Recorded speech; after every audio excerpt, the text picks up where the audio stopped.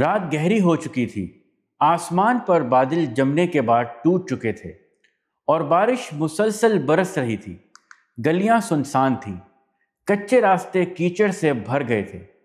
ایک چھوٹی سی جھونپڑی کے دروازے پر ایک شخص خاموش کھڑا تھا۔ ہاتھ خالی تھے، جیب خالی تھی اور آنکھوں میں سوال ہی سوال تھے۔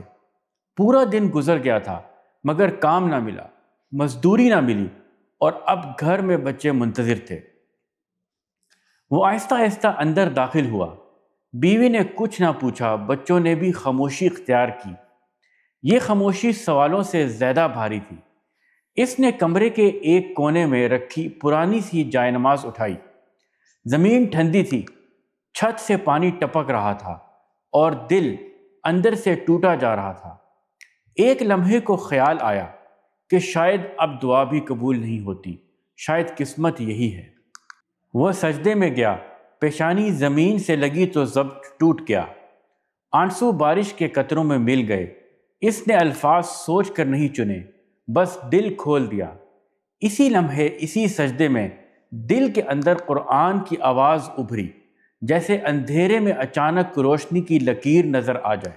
وَمَن يَتَّقِ اللَّهَ يَجْعَل لَّهُ مَخْرَجًا وَيَرْزُقْهُ مِنْ حَيْثُ لَا يَحْتَسِبُ، اور جو اللہ سے ڈرے گا، اللہ اس کے لیے نکلنے کا راستہ بنا دے گا اور اسے وہاں سے رزق دے گا جہاں سے وہ گمان بھی نہیں کرتا۔ سورہ طلاق آیت 2-3۔ وہ دیر تک سجدے میں رہا، حالات نہیں بدلے تھے، بارش نہیں رکی تھی، مگر دل ہلکا ہو چکا تھا، جیسے کسی نے کندھے پر ہاتھ رکھ دیا ہو اور کہہ دیا ہو کہ میں دیکھ رہا ہوں۔ وہ اٹھا، آنسو پہنچے اور خاموشی سے لیٹ گیا۔ اس رات بھی پیٹ بھر کر کھانا نہ ملا، مگر دل میں ایک عجیب سا سکون اتر آیا تھا۔ اگلی صبح سورج نکلا تو ایک نیا منظر سامنے آیا۔ ایک جان پہچان کا آدمی آیا، ایک غیر متوقع کام کی پیشکش ہوئی۔ رزق وہیں سے آیا جہاں سے اس نے کبھی سوچا بھی نہ تھا۔ تب اسے سمجھ آیا کہ اللہ کا وعدہ سچا ہے، مگر اس کی تکمیل ہمارے اندازوں کے مطابق نہیں ہوتی۔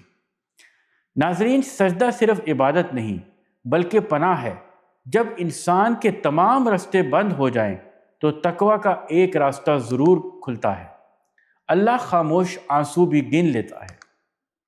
اے اللہ، ہمیں ہر حال میں اپنے وعدوں پر یقین رکھنے والا بنا دے، آمین۔